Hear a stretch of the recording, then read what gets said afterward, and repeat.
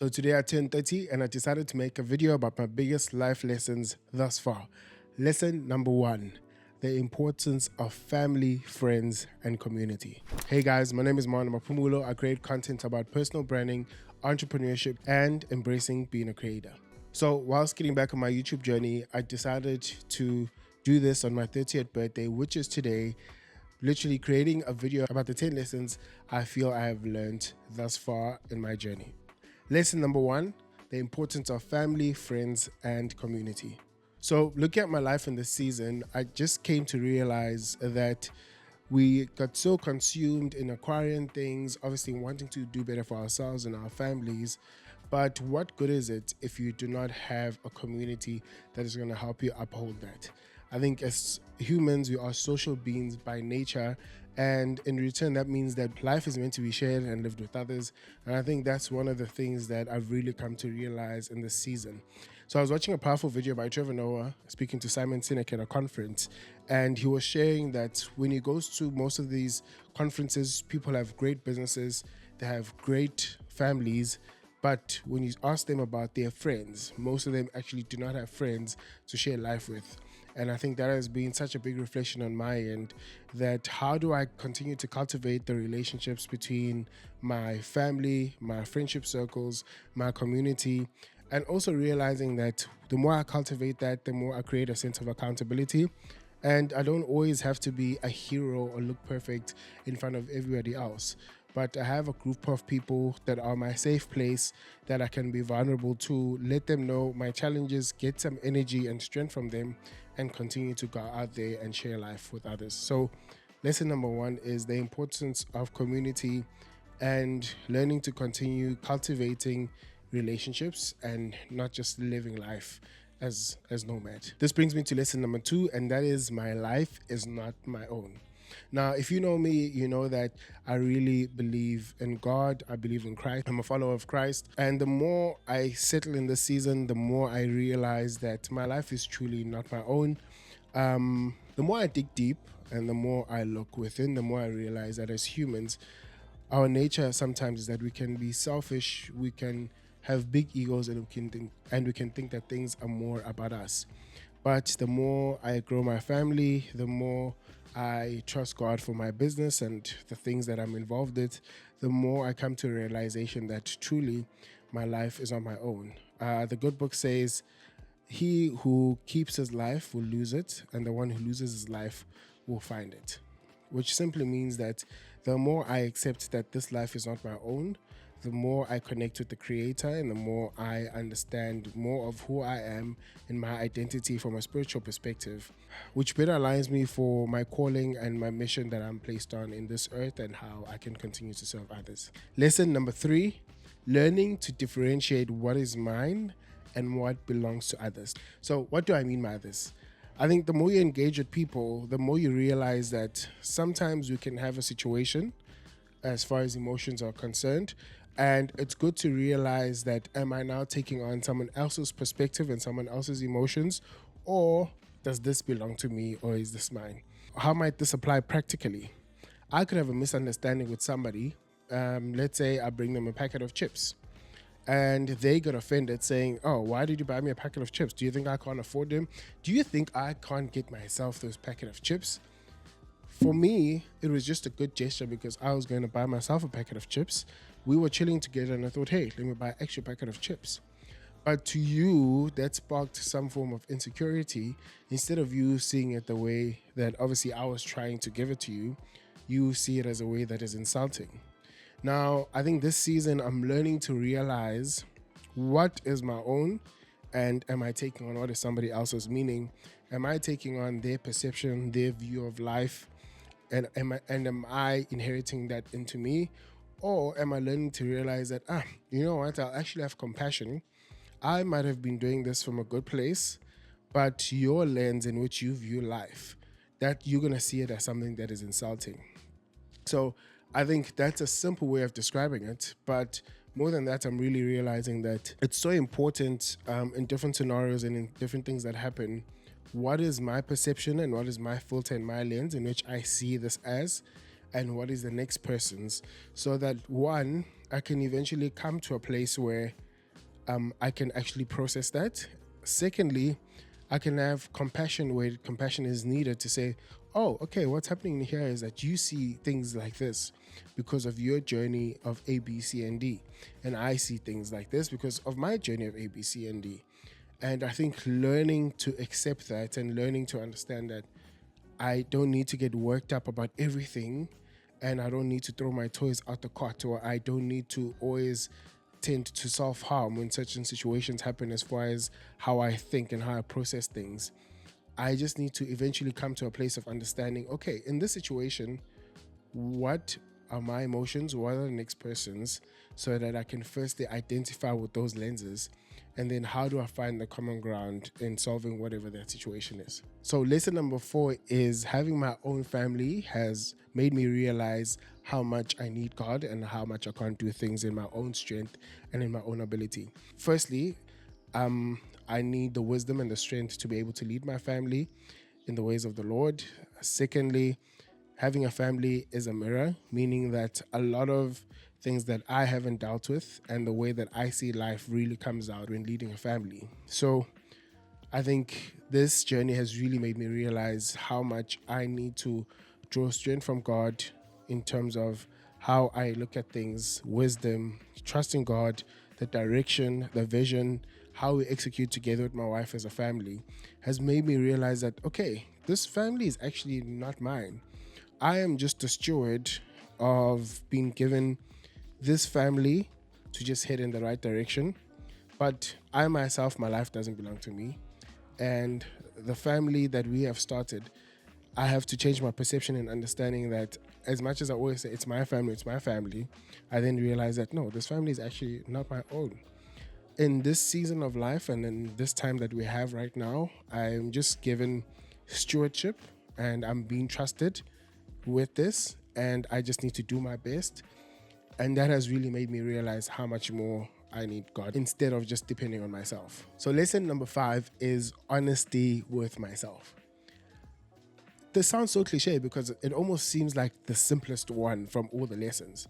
But if you have to be honest, or if I have to be honest, it's not as simple as it seems because I'm always trying to see myself in the highest light, which that should not change. If I want to see myself at the highest point, I need to be able to be honest with myself as to where I am right now.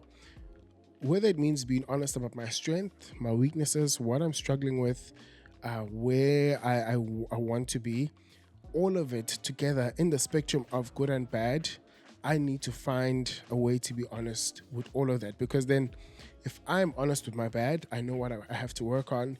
If I'm honest on my good, I know then how to lean on my strength. So I think, yeah, it's been one of the challenging things for myself is actually having moments of reflection, being honest with myself. Mawanda, you were weak here. Mawanda, you are strong here. Mawanda, you're doing well in this area. Mawanda, you're slacking in this area. You could do much better in this area. So I think, yeah, this season has definitely been one of those where I'm learning each day. It's not perfect, to be honest with myself. So lesson number 6 is joining the dotted lines. So what that means is if I look at my journey over the past 30 years, I've had to look at myself as a kid, in my teen years and my adult years as to all the things I was interested in and all the things that I love doing. Now, some of those things almost seem like they were in vain because I might not be fully doing those things now. But when I was joining the dots and lines, I realized that they were all a process and a journey of where I am now and the person that I've become.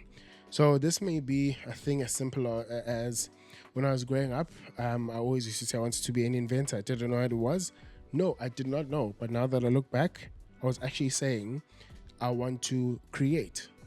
I want to think of ideas. I want to bring them to life, such as this video that you're watching right now.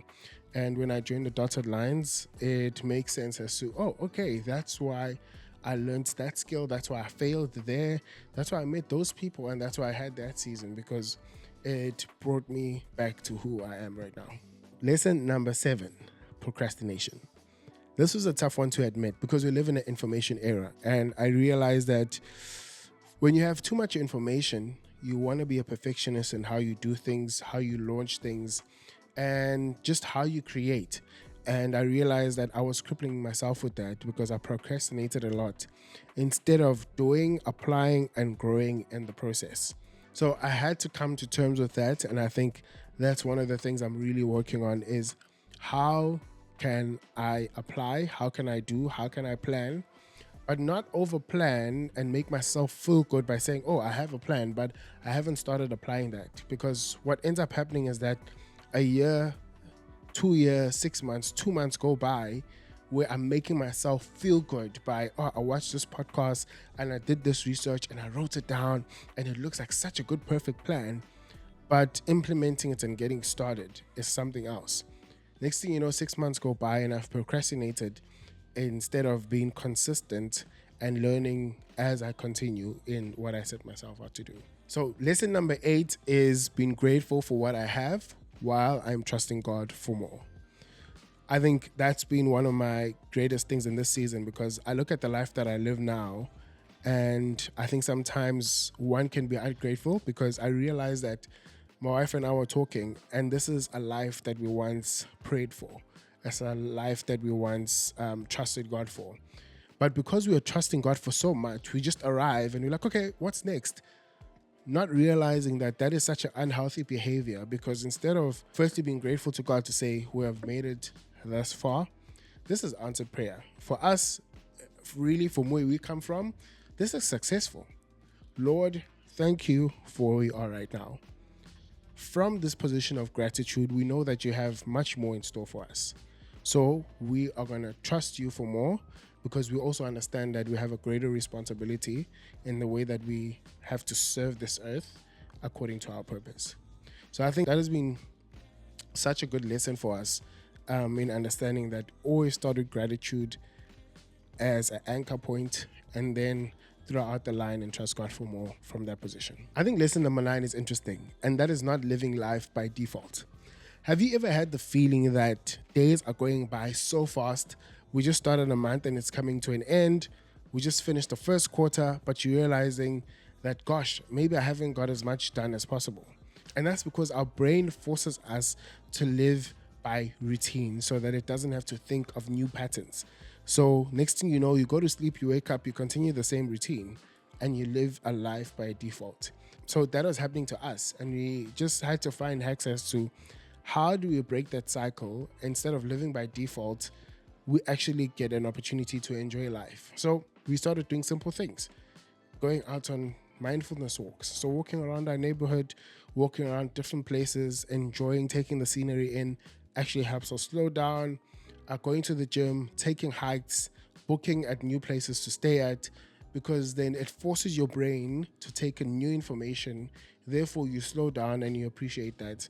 And you don't live by default, but you actually get to pause the time and buy back the time that you have with your family and friends by enjoying those moments instead of just going from one project, one thing to another. And finally, we are on lesson number 10. And lesson number 10 is simple. This is only just the beginning. Now that I've reached the 3rd floor, I'm realizing that, gosh, these past 30 years were almost like just the pulling back of the slingshot for the next 30 years because of what I've learned, but also understanding that there's still so much more to learn, which makes me feel like it's only the beginning for what God has in store. It's only the beginning for the mission that we have. It's only the beginning for the purpose that God has given us. So yeah, literally that's the lesson. I've come to that realization that everybody's like, oh, 30, that's such a, I'm like, oh, actually, it's just 30. It's literally feeling like I'm 1 year old again. And I'm just going to use everything that I've learned up until now to apply it to the next season of my life. So I hope you enjoyed this reflection of mine of me turning 30. I thought I want to just open up a bit and share life with you guys. And yeah, hopefully I look forward to more videos that I'm going to be uploading. Really appreciate it if you could comment if you have any thoughts on what I just shared. Like, subscribe, do either one of those.